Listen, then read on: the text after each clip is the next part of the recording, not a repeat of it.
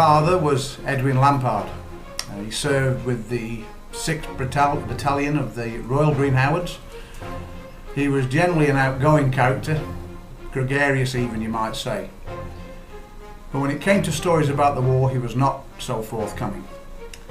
As a child, I would ask him questions about the war, but as with many of the vets, he was reluctant to talk about it. My brothers and I knew a few things, and my mum would expand on a few details, but it was difficult to get Dad to talk about his experiences. We knew he'd been wounded, for example, and he would show us the scars up his back. He was even removing fine pieces of shrapnel from his back well into his 60s and beyond, probably. That's why it was so fascinating when in 2000, as part of the Millennium celebrations, his local radio station, High Peak Radio, went to his house and interviewed him. They were particularly interested in his personal account of D-Day. As a family, we're so glad they did, because his story is worth telling. Just recently I was watching an SBS television programme called World War II, The Last Heroes. They interviewed some fascinating guys, and I thought it was worthwhile revisiting my dad's account using their footage as a backdrop.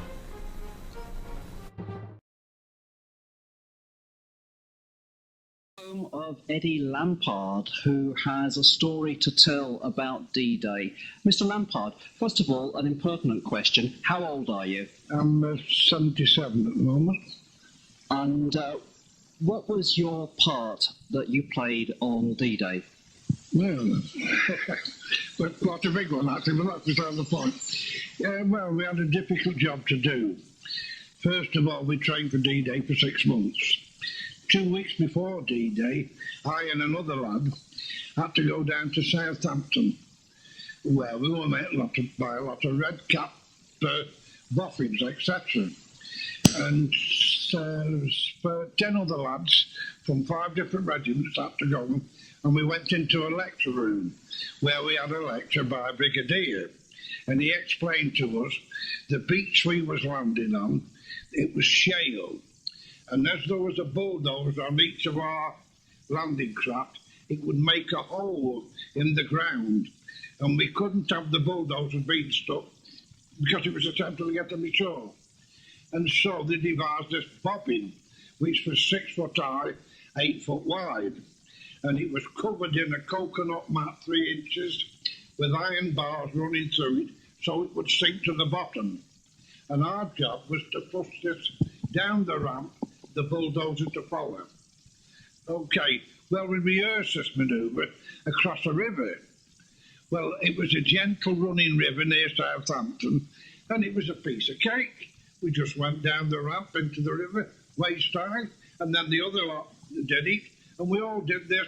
We thought, well, that's not so bad, till it come to D-Day.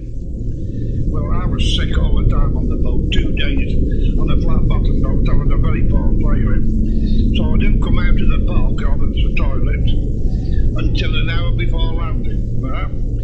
Got in front of this bobbin, because looking round, there was that many things happening, it's hard to take in. Ships blasting away, rocket ships firing the beach. And that's funny, my morale, I wasn't scared. I was bloody fed up, telling you the truth, of being sick. Anyway, we pushed the bobbin down the ramp, and instead of it being waist high, it went straight up to the neck. Well, I'm 5'9", a bit over actually. Well, the young lad with me had never been in action before. He only joined the battalion about 2 months ago. Only a young lad, but fortunately for him, he was 6 foot. He turned to me and said, I can't swim. I felt like so well when I was out. When he said, another 5 minutes have got me into, that's how it felt like.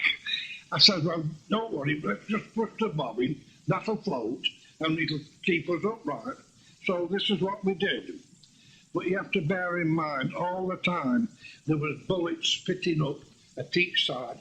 There was shell bursts, shells overhead as well, plus the stuff coming back over our heads to the beach. And the tendency was to run, but you can't run in water. So we had to slowly persevere and push this bobbin. Well, when the mat unravelled, it just left the bobbin. So we thought we'll use this as a platform to go to, but unfortunately it got picked up by a current and started going sideways. I thought, well, if we follow this, we'll finish up on the wrong beach. So we walked straight ahead. And we staggered up the beach, you know. This tendency to run all the time. And you couldn't. It's a good job, otherwise we might have drowned. Which beach was it that you were landing on? Gold Beach. I can't remember this King. It's broken up into, but it was Gold Beach. In fact, Gold Beach was split into two main sections named Jig and King. Each of these sections were further split into Green and Red. The 6th Battalion Royal Green Howards were at the front of the assault in the green sector of King. Anyway, the first dead body I saw was an unusual man, a frogman. Now, frogmen, them days, we'd heard of them, but nobody had ever seen them. Flippers on the feet, the mask, you know. And it wasn't until later on we found out that they'd landed off a submarine, come ashore on rubber dinghies, and the job was to dismantle the mines on the spikes. And this lad had got a bullet hole right between the eyes. And well, one time I said to myself many times, well, he wouldn't know what hit him, you know. In front of him was a lad on his knees, prodding the beach with a bayonet. I said something to him. He says, I don't know where my mate's gone, so there must have been two of them. They probably went off. But anyway, we staggered up to the beach, me and this lad out. And of course, with no equipment, just a uniform, tin hat on. So we scraped a hole into a sand dune and took the south in there. And consequently, we saw the next wave come in. And that was quite horrendous. I often said, I wish I could have had a camera to photograph this, you know. And when you see a landing craft with 30 infantry lads in, hit one of them mines, and see the lot go up, not just the bodies, parts of the bodies. Well, it's something you can never forget. The whole front of the, but you have to shut your mind after that. Anyway, after about an hour, all our vehicles got off. We got off the beach. And from then on, till 7:30 at night, we never stopped advancing, digging in, advancing, digging in. It went on till 7:30, which makes it a hell of a long day. I had blisters on both hands. We're digging in. Because when you're a good soldier, you learn to dig in. That's important. Well, we got to this place and the CO said, right, we're stopping here for the night, just a mile off our D-Day objective, which was a wireless station. So we didn't do so bad under the circumstances. Of course, we just dug in again when the platoon sergeant come to me, says, you, Lampard, and another lad, report to Barrett Battalion Headquarters. Take your shovel and a brand gun with you. So I thought, bloody hell, to myself, you know. So off we go. Meet the adjutant. He points out to us that we should be linking up with the Americans on the right, but they've been held up on the beach at Omaha. We've got to dig in behind battalion headquarters. He says, now, if anybody comes from that direction, they're the enemy. Don't forget, halt them. If they don't answer, shoot them. So that was the job. So we did this job, dug in again, brand guns, and I said to the lad, we better keep whispering to each other because we are finally going to sleep. It's so easy, a long day like that. Anyway, about 2 o'clock, this adjutant come back again. He says, I want you to go back to the crossroads. There's a convoy coming through at 4 o'clock with food for the battalion hot meal, plus ammunition, plus reinforcements. You'll have to meet it to show you where to come, because they wouldn't know where to come. So I went again. He says, you don't need your shovel, just take your brand gun. So I thought, I'm not digging in again, that's one thing. See? Anyway, there was a dried up ditch, so I just stood in there. Don't forget, all the time you can see the panorama, hear the guns going, the lights going up in the sky, you know, what's it thing, tracer bullets, and this noise, the big ships firing, and the shells whizzing overhead. And it's, you know, quite a panoramic scene, you know. Anyway, I've been there about an hour. And suddenly, from the right, where there's supposed to be nobody, a tank could hear it. Clink, clink it goes, you know, squeak. And I thought, well, if it's a German, I'll like that go. If it's one of ours, I've no alternative but to stop it, you know. So I looked and it was one of ours, got stars on the side, you see. So I stood up and put my hand up like a traffic cop for him to stop. Well, there's the gun on it, that swiveled around, pointed at me. 2 machine guns, they swiveled around, and I kept saying, for Christ's sake, don't shoot. Don't shoot to me. Then the batch opened and an officer popped his head out. He asked me something, and I couldn't tell him because of the noise of the engine. So he jumped out with the revolver in his hand, came towards me. I gave him a good old salute. That disarmed him a little bit. He put his revolver down then. He says, who are you? And I told him. He says, oh, and where's your battalion? He says, we're along that woods there. He says, well, my tank lost its track in the village down the road. We've only just managed to get it back on again. He says, and I'm lost. I don't really know which way to go. Have you seen any tanks? I says, yes, definitely. In that field over there, they've logged down. Tanks don't stay in the front line and that, Only the infantry, 4 infantry. The tanks go back. So that was that. Anyway, about 4:15, this convoy turned up. And we all had hot porridge, soya sausages and beans, hot cup of tea, and it was bloody marvellous. Don't forget I'd been seasick for 2 days. I'd had nothing to eat. I was wet through, and I was seized off, actually. Anyway, the platoon captain, the grand chap, he says, well, we all got through. The whole platoon, we didn't lose a carrier, didn't lose a man.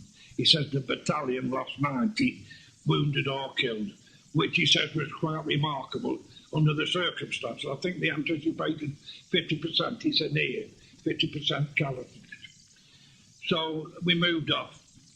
Within an hour, we'd taken the wireless station, which was our D-Day objective, pushed on again for about another mile, and the CO said, we can't go any farther. We still haven't linked up with the Americans. We'll dig in here.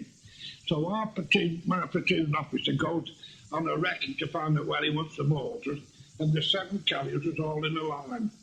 I was just waiting, and I just happened to look up, and 4 American Thunderbolts came over. One of them peeled off. I thought, surely they're not going to shoot at us. He peeled off and he shot the one at the rear and set that on fire. The fire was at the front. So I dropped out of the carrier, lay on the deck. The other 2 lads on the other side took them, and they were facing this damn thing. The 2 lads behind me stayed in the carrier and just looked down. Of course, fired cannon shells, machine gun bullets, and dropped a bomb as well. So the 2 lads that jumped on, they got the full blast of the bomb. One lost his leg, and one was covered in shrapnel from this to head to toe, but he was all down the side. If it had been at the front, it would have killed him, or in the back. His name was Brewer, Corporal. The other 2 lads I rushed around there, they were both dead. Both dead. Cannon shell right through the carrier engine. That was not proud. So I was in a somatic at the time. I wandered about a bit, didn't know what I was doing, I don't think. And I think it took a couple of days really to get over that.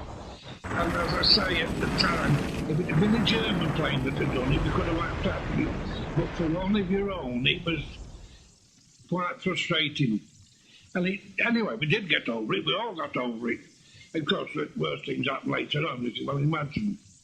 Well, that's that part of D-Day and the next morning. Regarding myself, I soldiered on till we got to the Albert Canal, which was 3 months later, and I got wounded there and got out of it. And there weren't bad wounds, shrapnel back and side. And I always remember doing a thumbs up salute to the lads, saying, cheerio lads, and they were laughing my head off. Now that's the truth. And to lie in a hospital bed with sheets, calm and quiet, and no listening to noises, I can't tell you what a wonderful relief it was. How old were you at the time? 21. The young lad outside on me, he'd only been in the army 6 months, he was 19. And I'd been in action before, so I knew what it was all about. But he hadn't, so he was bewildered, Regarding the platoon itself, we had 4 killed, 13 wounded, 2 deserters, 1 self-inflicted wound, and 2 lads that went completely crackers. That's our casualties as it was. And of course, when I came back, It was when we crossed the Rhine, and I went to another regiment then, and I finished the war at Bremen. And but it was never as hard as Normandy. Normandy was pretty tough. Ask any soldier who fought there. Looking at the world as it is now, do you feel proud that you fought for your country in those days? But when you come out of it, oh yeah, I was very proud indeed. Proud of all the lads. You know, the Germans had superior tanks to us, better armament, better guns, and consequently they used to knock out. But you had to admire our tank men because they got inferior equipment standing up to it. People seem to forget that, you know. And they say with the infantry, man, our infantry was always good. The British Tommy's a good soldier, you know that. So it was all good stuff. Well, I'm here to tell the tale. Yes. Well, Mr. Eddie Lampard, thank you very much indeed for talking to us today on Radio Buxton.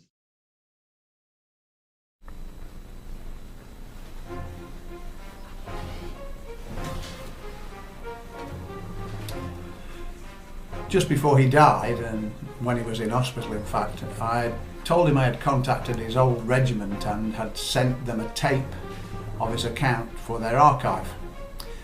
They kindly wrote back and also sent a pamphlet describing a recent event in Crepon in Normandy where the King of Norway, no less, had opened a statue commemorating the Green Howards. The local folk had never forgotten that the Green Howards had in fact liberated the village from the Nazis. On the back of the pamphlet it listed by name the guys from the regiment who had died during the D-Day activities. My dad read the names and replaced their first names with the nicknames that he had remembered them by. It made him cry, and it made me cry too. But he was so proud, and it was a lovely moment.